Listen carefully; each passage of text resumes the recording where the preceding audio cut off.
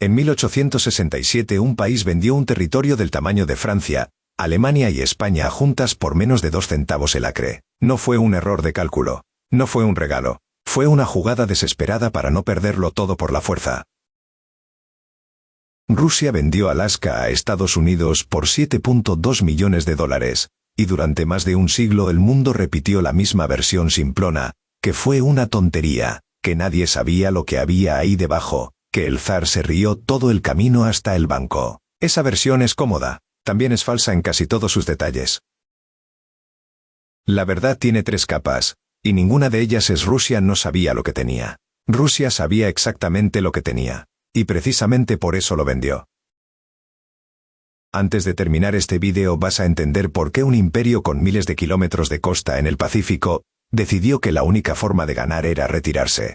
Vas a ver el momento exacto en que la Marina Real Británica estuvo a un paso de tomar Alaska por la fuerza, gratis, y vas a descubrir el escándalo de sobornos que casi hunde la compra en el Congreso de Estados Unidos, 30 años antes de que apareciera el oro que lo cambió todo. Rusia no llegó a Alaska por ambición territorial abstracta, llegó persiguiendo animales.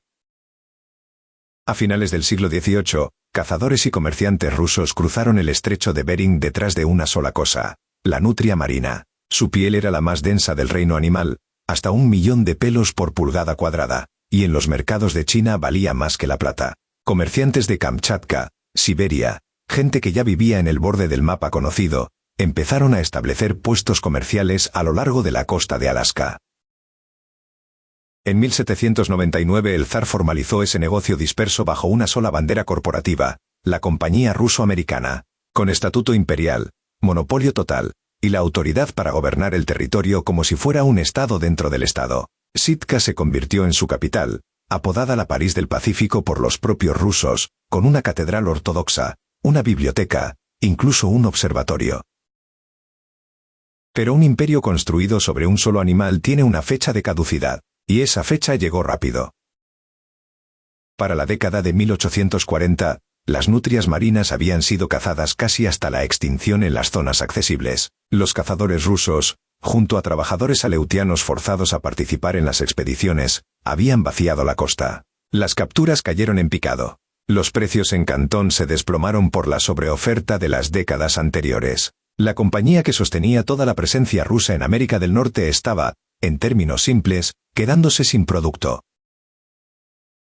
Alaska dejó de ser una mina de oro y pasó a ser un agujero al que había que seguir enviando barcos, soldados y suministros desde el otro lado de un continente que ni siquiera tenía ferrocarril transiberiano todavía.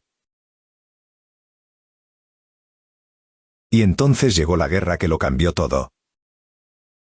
En 1853 estalló el conflicto de Crimea. Rusia contra una coalición que incluía al Imperio Británico, la potencia naval más grande del planeta. La guerra se libró sobre todo en el Mar Negro, pero el Pacífico también fue campo de batalla. En 1854, una escuadra combinada británica y francesa atacó Petropavlovsk, en la península de Kamchatka, a poca distancia de Alaska. El ataque fracasó, por poco, pero dejó una lección que San Petersburgo no pudo ignorar. La Marina Real podía llegar hasta las posesiones rusas del Pacífico, y Rusia no tenía forma de defenderlas. Ni una flota permanente en la zona, ni fortificaciones serias, ni la logística para sostener un conflicto a esa distancia de la capital. Alaska, de repente, no era un activo, era un blanco. Si este vídeo te está mostrando algo que la versión escolar de la historia se saltó, este es buen momento para suscribirte. Quedan los 2 giros más incómodos de esta historia, y ninguno de los dos aparece en los libros de texto que hablan de la tontería de Seward. La respuesta rusa fue tan pragmática como cínica. Para blindar el territorio durante la guerra, la compañía ruso-americana organizó una venta ficticia a una empresa naviera de San Francisco. Sobre el papel, Alaska pasaba a manos estadounidenses, un país neutral, fuera del alcance legal de un ataque británico. La venta nunca se ejecutó de verdad. Terminó la guerra, y el acuerdo se disolvió tan silenciosamente como había empezado. Pero la idea ya estaba plantada. Si fingir la venta había servido para protegerla, ¿qué pasaría si la vendían de verdad, a un comprador con la fuerza para quedársela?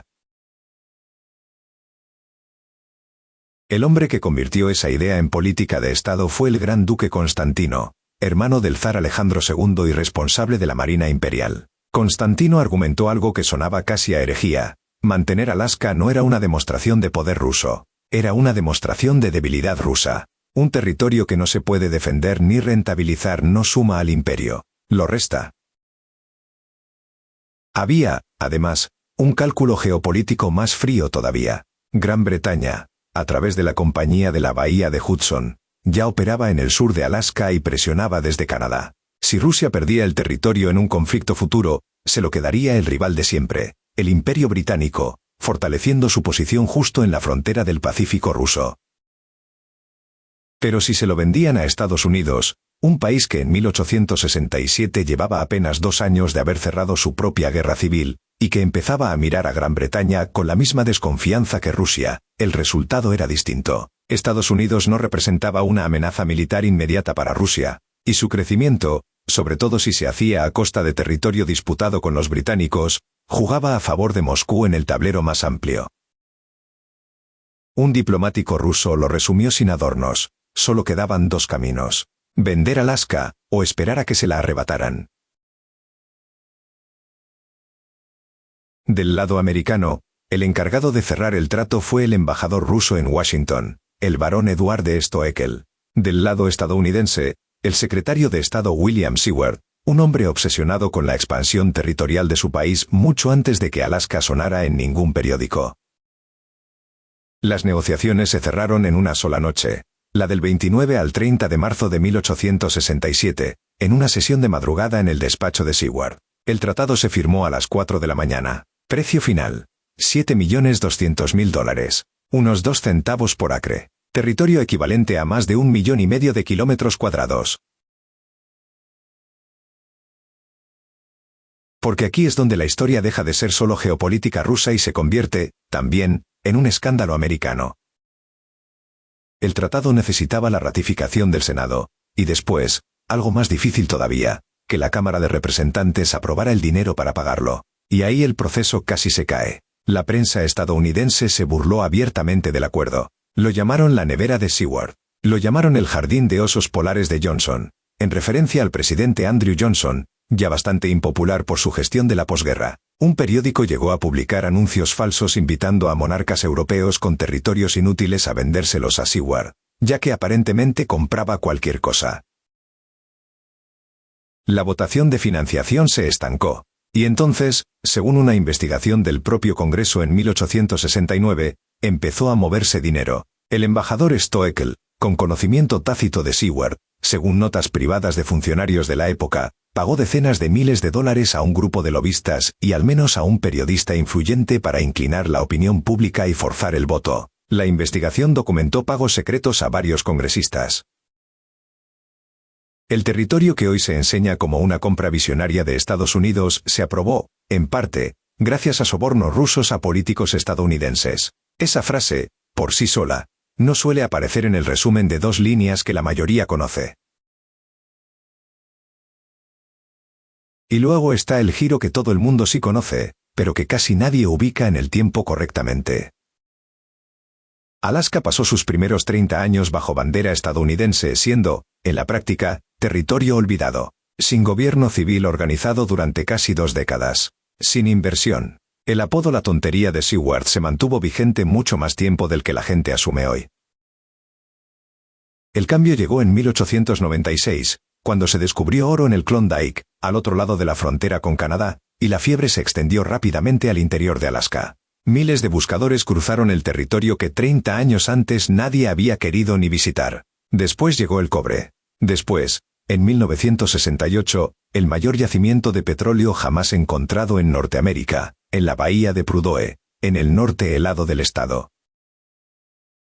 Solo en los primeros 50 años de posesión, el valor extraído de Alaska en oro, pieles y recursos superó 100 veces el precio de compra original. Y eso sin contar su valor estratégico durante la Segunda Guerra Mundial, cuando Japón llegó a ocupar 2 de sus islas, ni su papel como punto de vigilancia más cercano a Rusia durante toda la Guerra Fría, separado del territorio ruso por apenas 88 kilómetros de mar en el estrecho de Bering.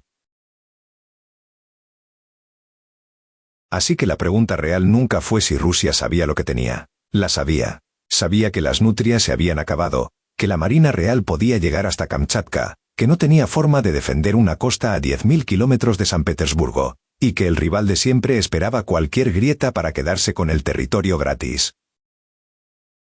La pregunta real es qué habría pasado si Rusia no hubiera vendido. Si Gran Bretaña se hubiese quedado con Alaska en algún conflicto posterior, el estrecho de Bering tendría hoy un dueño distinto, y buena parte de la historia del siglo XX, desde la Guerra Fría hasta el propio mapa de Norteamérica, se habría escrito de otra manera. Rusia no perdió Alaska por descuido. La entregó calculando que perderla del todo, sin nada a cambio, era la única alternativa peor. Y en esa decisión, tomada de madrugada, cerrada entre sobornos y prensa burlona, se decidió sin que nadie lo supiera entonces una de las fronteras más estratégicas del planeta. ¿Tú crees que fue un error ruso o una jugada inteligente disfrazada de derrota? Escríbelo abajo, y si te ha volado la cabeza este dato que casi nadie cuenta bien, ya sabes lo que toca hacer con el botón de suscribirse.